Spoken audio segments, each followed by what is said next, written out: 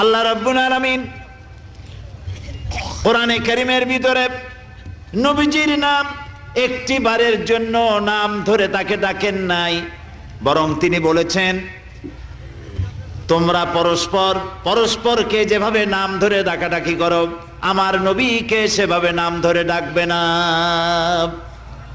আল্লাহ নিষেধ করেছেন আমার নবীর নাম ধরে ডাকবে না। সুবহানাল্লাহি ওয়া বিহামদিহি। এই পৃথিবীতে যত নবী আসছেন সমস্ত নবীরা হলেন এলাকা ভিত্তিক নবী, অঞ্চল ভিত্তিক নবী।